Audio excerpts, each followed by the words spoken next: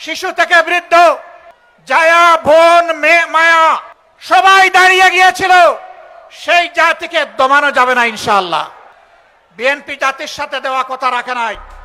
গণরায়ের বাস্তবায়ন, বাজার দরের ঊর্ধ্বগতি রোধ করে দ্রব্যমূল্য নিয়ন্ত্রণ, দেশের আইন শৃঙ্খলা পরিস্থিতির দৃশ্যমান উন্নয়ন এবং জনগণের ন্যায্য অধিকার প্রতিষ্ঠা সহ নানামুখী জনস্বার্থ সংশ্লিষ্ট দাবিতে বিভাগীয় সমাবেশের আয়োজন করেছে 11 দলীয় জোট।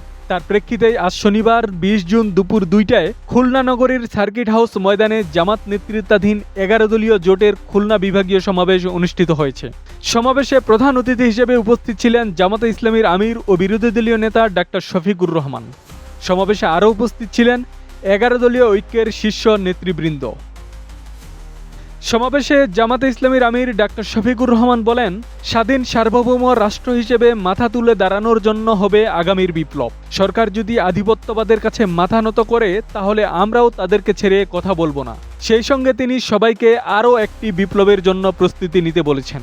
বিএনপি সরকারকে উদ্দেশ্য করে তিনি বলেন, আপনারা ভুল করছেন, ভুল সংশোধন করে দেশ ও জাতির কাতারে আসুন। জনরাইকে সম্মান করুন।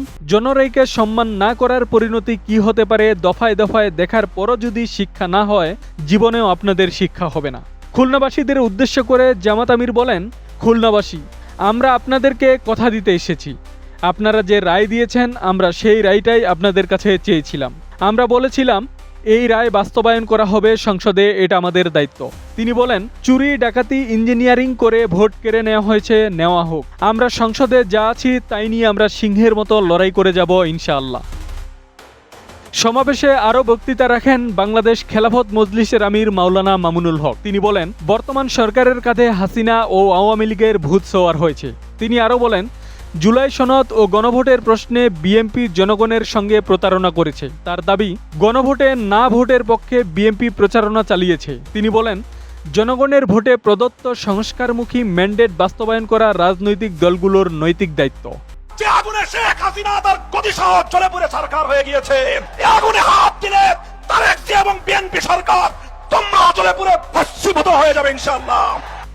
সমাবেশে জাতীয় নাগরিক পার্টির মুখ্য সমন্বয়ক নাসিরউদ্দিন পাটোয়ারি বলেন, বাংলাদেশের সামনে এখন 3টি বড় লড়াই: রাষ্ট্র সংস্কারের বাস্তবায়ন, জাতীয় সার্বভৌম রক্ষা এবং আওয়ামী লীগের বিচার নিশ্চিত করা। দুর্নীতি, চাঁদাবাজি ও দলীয়করণের বিরুদ্ধে জনগণকে ঐক্যবদ্ধ থাকার আহ্বান জানান তিনি। এর আগে সমাবেশের প্রধান অতিথি ও বাংলাদেশ জামাতে ইসলামীর আমির ডাক্তার শফিকুর রহমান সকালে খুলনা পৌঁছালে সার্কিট হাউজে তাকে স্বাগত জানান জামাতের সেক্রেটারি জেনারেল মিয়া গোলাম পরোয়ার সহ স্থানীয় নেতারা। আব্দুস সালাম, প্রজন্ম 24।